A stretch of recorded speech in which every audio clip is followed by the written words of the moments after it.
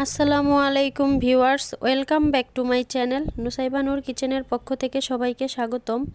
আমার আজকের রেসিপি হচ্ছে সিমের বিচি দিয়ে মুরগির মাংস দিয়ে রান্নার রেসিপি। তো সবাইকে আমার একটাই অনুরোধ, সম্পূর্ণ ভিডিওটি না টেনে দেখার জন্য। তো প্রথমেই আমি নিয়ে নিব একটি প্যানের মধ্যে তেল গরম করে নিব।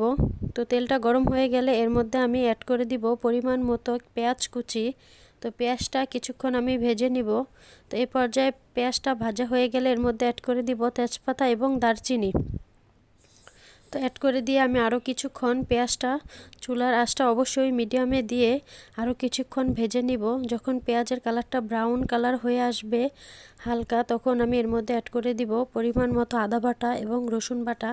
অ্যাড করে দিয়ে আরও কিছুক্ষণ ভেজে নিব ভালোভাবে নেড়েচেড়ে। এতে করে মশলার যে কাঁচা গন্ধটা থাকে সেই কাঁচা গন্ধটা আর থাকবে না। তো এ পর্যায়ে আমি অ্যাড করে দিচ্ছি মরিচ গুঁড়া এবং পরিমাণ মতো হলুদ গুঁড়া এবং সাথে লবণ।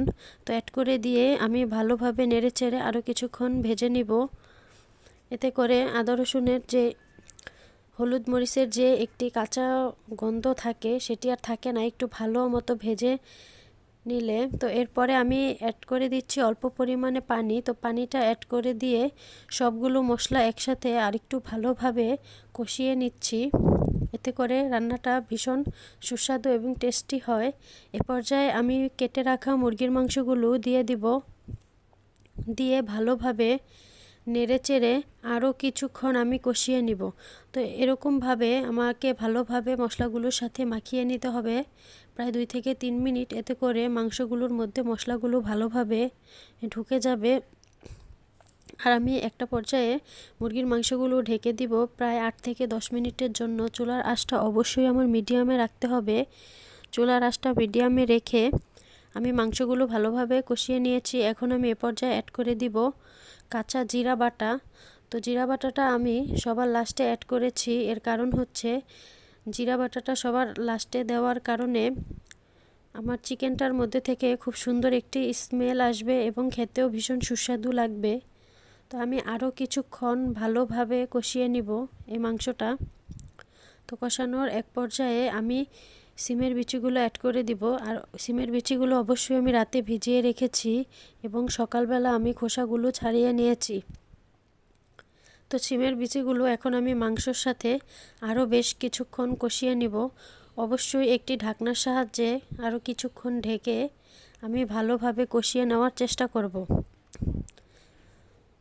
আর বন্ধুরা, ভিডিওটি ভালো লেগে থাকলে অবশ্যই আমার চ্যানেলটি সাবস্ক্রাইব করে দিবেন এবং পাশে থাকা বেল বাটনটি প্রেস করে দিবেন। এতে করে আমি নতুন কোনো ভিডিও আপলোড করার সাথে সাথে নোটিফিকেশন পেয়ে যাবেন এবং সবার আগে আমার ভিডিও দেখতে পারবেন।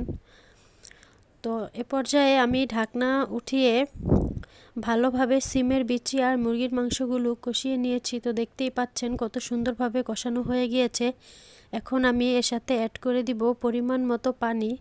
আর পানিটা বেশি পরিমাণেও অ্যাড করা যাবে না, যেহেতু সিমের বিচিগুলো খুব তাড়াতাড়ি সিদ্ধ হয়ে যায়। বেশি পানি অ্যাড করলে সেক্ষেত্রে দেখা গেছে পানিটা শুকাতে শুকাতে সিমের বিচিগুলো গলে যাবে। তো বলক আসা পর্যন্ত আমি অপেক্ষা করে নিলাম। তো বলক চলে এসেছে। এখন আমি আরেকটি ঢাকনার সাহায্যে ঢেকে দিব। তো এর কিছুক্ষণ পরে আমার রান্নার এই যে ফাইনাল লুক, এটি দেখতে যেমন সুন্দর হয়েছে, খেতেও ভীষণ সুস্বাদু। অবশ্যই শীতের মৌসুমে আপনারা ট্রাই করবেন এই রেসিপিটা করার জন্য।